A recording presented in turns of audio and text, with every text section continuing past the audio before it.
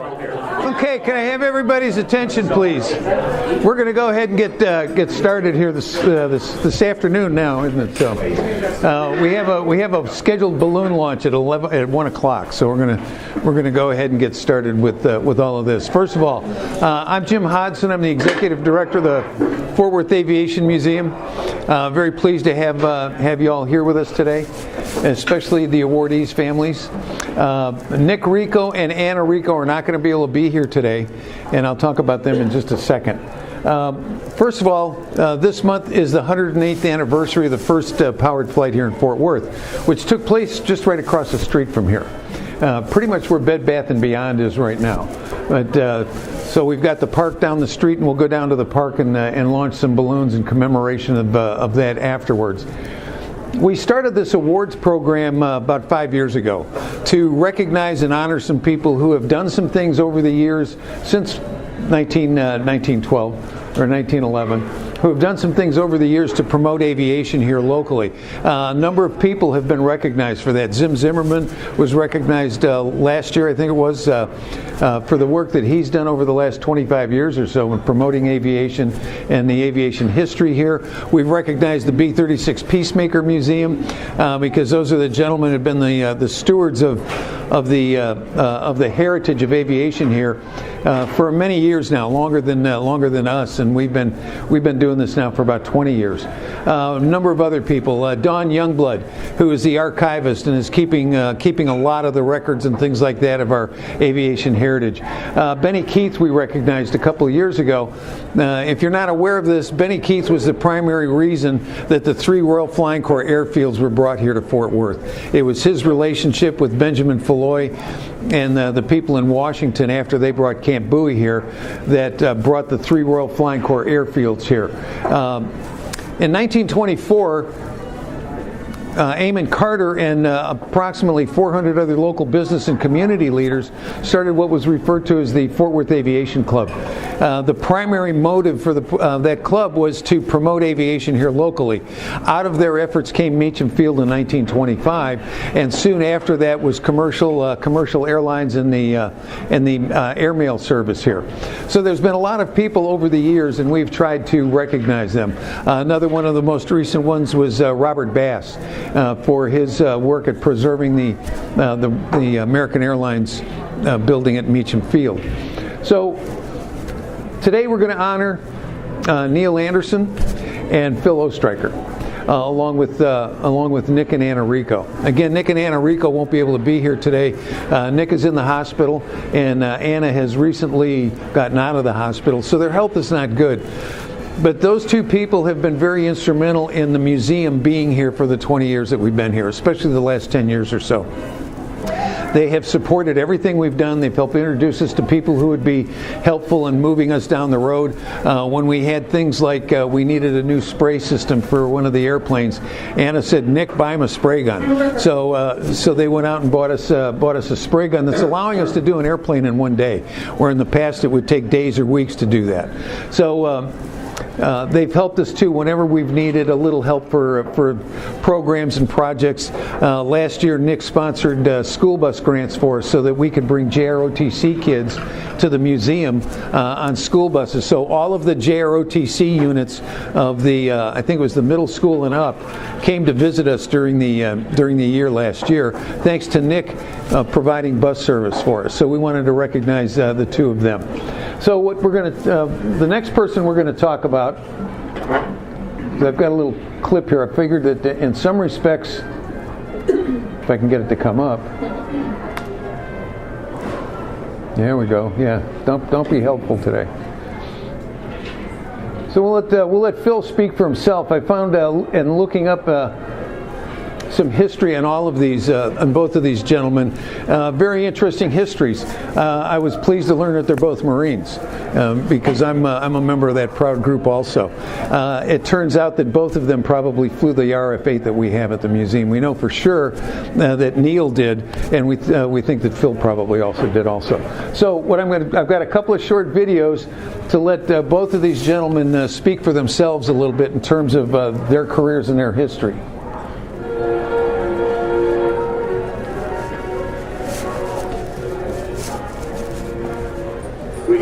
progressed to the point of a high-speed taxi run.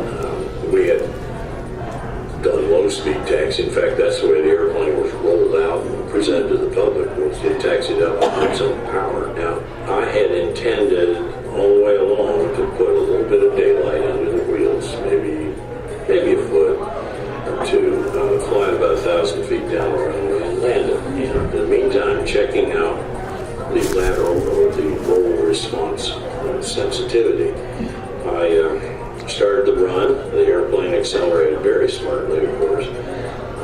Pulled the power back, and we had an unfortunate wiring problem in the airplane where the exhaust nozzle would not open up, thus killing thrust.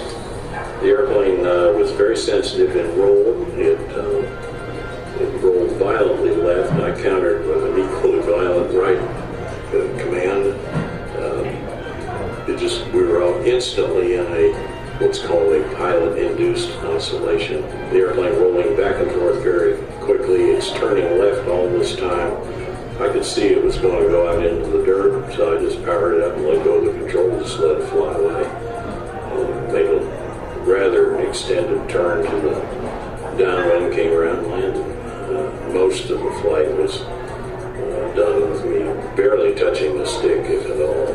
We had a full instrumentation system up and running, and we learned just an incredible amount of data about the airplane that we may not have even touched in the prototype test program. Now going to deliver the 4,500th airplane. Having been involved in the program from the very beginning, it gives me a great sense of pride, being very thankful to have been a member of the team that produced this remarkable milestone in combat aircraft, especially as measured by today's standards.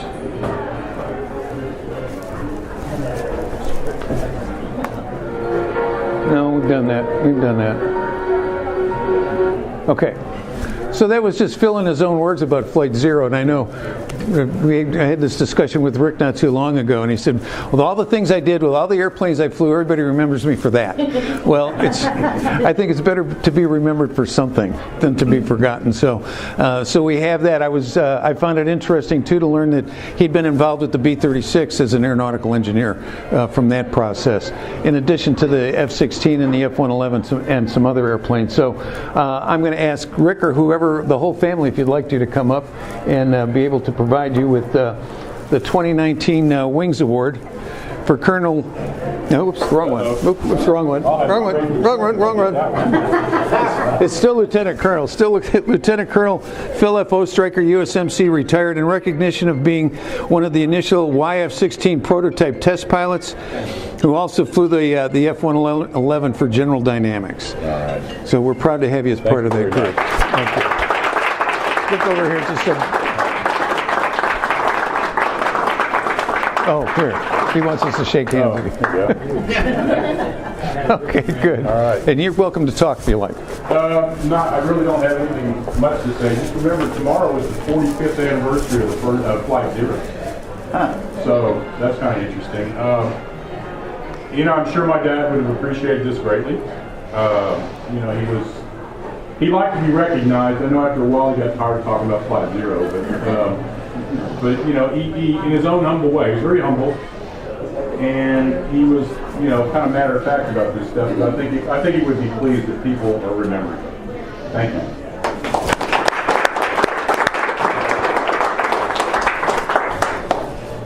I've got another one here also.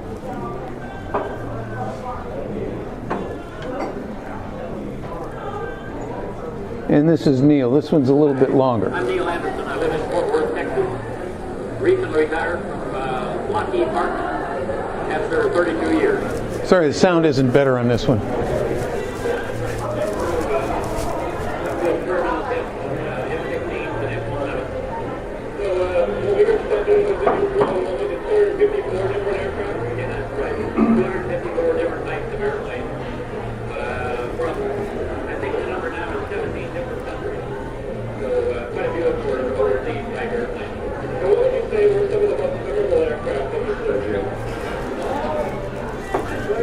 That was made at the 7th Bomb Wing reunion. Oh, okay. great fighter in the world, but it's on the fly. I enjoyed the Mirage series of airplanes from France. And most of all, I think I enjoyed some British fighters, the Hawker Hunter and the Hawker Sea series. So were you one of the original test pilots of the B-36? No, I didn't get to fly a B-36. I don't quite have enough gray hair for that. I wish I did. One of the B-36 volunteers to try to restore this airplane and make it available to our grandchildren. So how did you get involved in test flying these different aircraft? Well, I worked for Lockheed for a while as an engineer, and I left to train astronauts down in Houston. And they called me and asked me if I'd like to become a test pilot for them. I said, sure, and I came back. So were you ever sort of out there working with Chuck Yeager or any of the other famous test pilots? Oh, yeah. Chuck Yeager's a fairly good friend. Bob Hoover's a good friend. And quite a few of the other fellows are colleagues that fine people. I enjoy them a lot. And you were in the Marine Corps for a while, I think. That's right. I served in the U.S. Marine Corps. I went through Navy flight school and served in the Marine Corps after the Korean War. And then when I got out and got a bachelor's degree in aeronautical engineering and on down this course. And so how do you like to spend your time these days? Well, I'm retired and I own several airplanes and I operate them. I own a pretty large hangar. And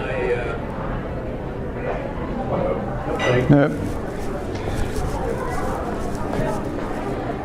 All right, I'm going to apologize for that. We've decided, excuse me. This is the first time we've done this here, and I can tell you that it's better to be here than it was out in the tent.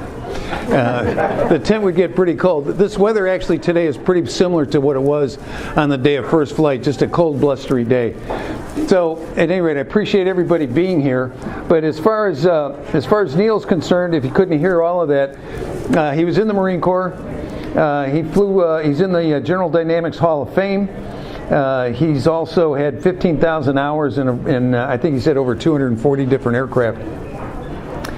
And of course, he belly landed an airplane. It was 15. Got the number 1568, and I think we've probably all seen the picture of that.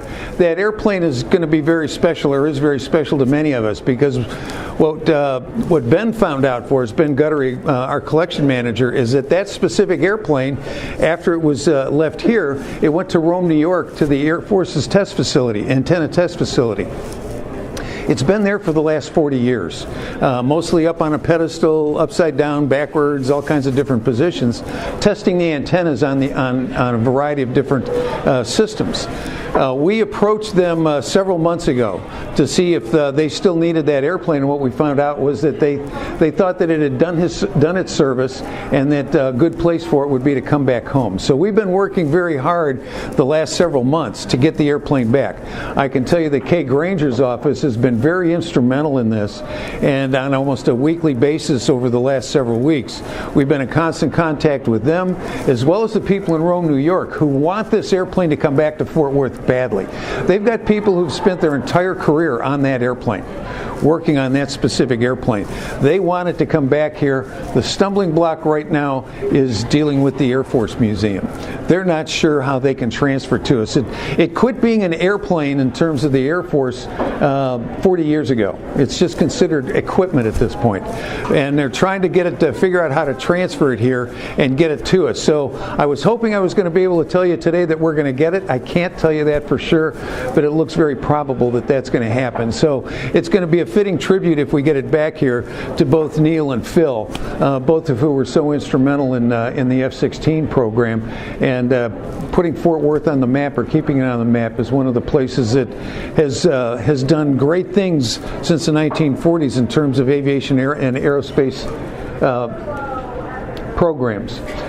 So, without further, let's, if I can get Chuck, do you want to come up for this?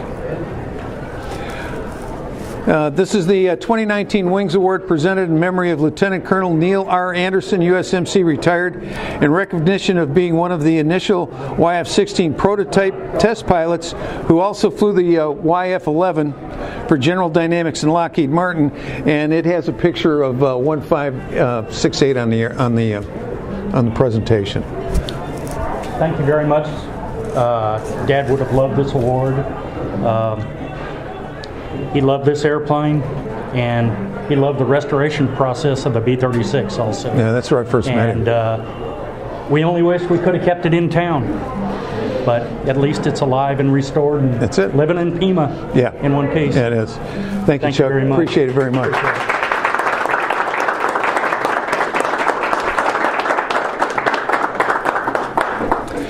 So that concludes our program for today. We hope you enjoyed the lunch. Company's coming. So we hope you enjoyed the lunch.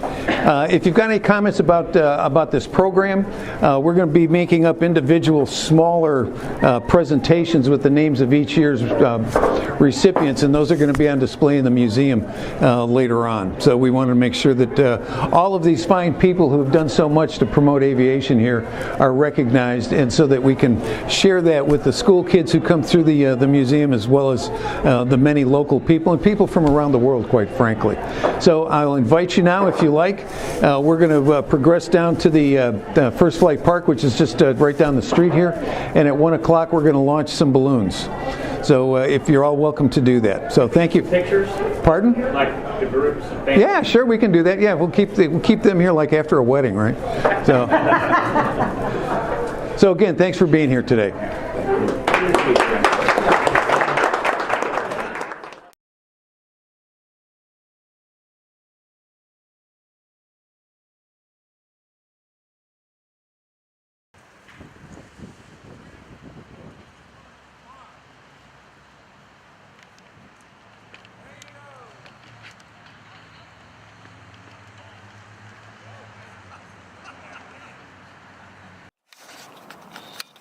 Some of them aren't climbing very fast. The gold ones are leading the pack.